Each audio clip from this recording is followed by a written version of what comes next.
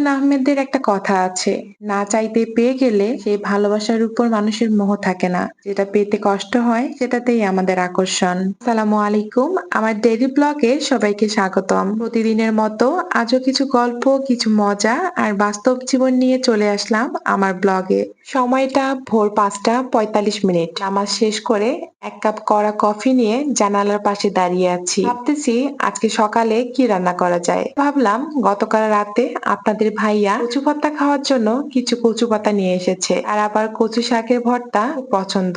তবে আমার একদমই ভালো লাগে না। দুজনের পছন্দ এখানে এসে বিপরীত হয়ে গেছে। যাই হোক, ওনার পছন্দ হচ্ছে কচু পাতার ভর্তা আর আমার হচ্ছে লতি। তাই ভাবলাম আজকে দুটোই একসঙ্গে রান্না করব। তাই ঝটপট কফি শেষ করে চলে আসলাম আমার রান্নাঘরে। রান্নাঘরে এসেই আমি পেঁয়াজ কুচি, আদা কুচি, আমি সবকিছু আগেই রেডি করে রাখি, তাহলে আমার কাছে রান্না করতে বেশ সহজ লাগে। আর দেখবেন এই কচু পাতা ভর্তায় একটু রসুনের পরিমাণটা বেশি হলে খেতে বেশ ভালো লাগে।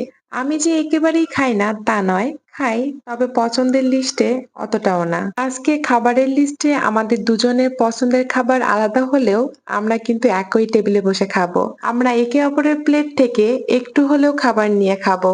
আমি এক টুকরো মাছ যদি ওর প্লেট থেকে নেই, আর সে আমার ভাত থেকে এক চামচ তুলে খায়। এই ছোট ছোট মুহূর্তেই লুকিয়ে থাকে ভালোবাসার গভীরতা। এখানে স্বাদের ভিন্নতা নেই, কেবল সম্পর্কের পূর্ণতা আছে। যাই হোক, তোমাদের সাথে কথা বলতে বলতে অলরেডি আমার কচু পাতা ভর্তা তৈরি হয়ে গেছে। এরপর আমি তৈরি করেছি আমার পছন্দের লতি। আর লতি তো অবশ্যই সবাই একটু লেবু দেওয়ার চেষ্টা করবেন, কারণ লতি বা কচু জাতীয় জিনিসে বেশ গলা চুলকায়।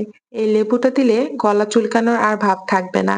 এরপর দুপুরে খাওয়া দাওয়া শেষ করে একটা সুন্দর ঘুম দিয়েছি। আসরের সময় ঘুম থেকে উঠে নামাজ শেষ করে আমার শখের ছাদ বাগান, যেখানে আমি প্রত্যেক দিন বিকেলে যাই।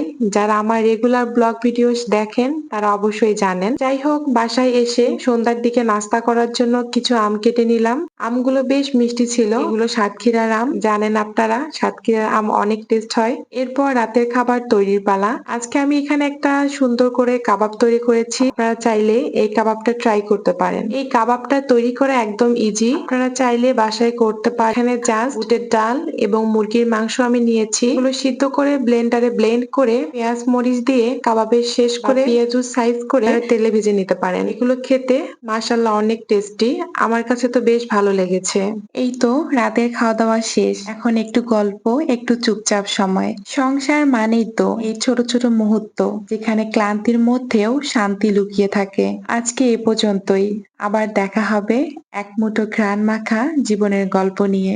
ভালো থাকবেন, কারণ দিনের শেষে একটা হাসি মুখই আসল শান্তির ঠিকানা।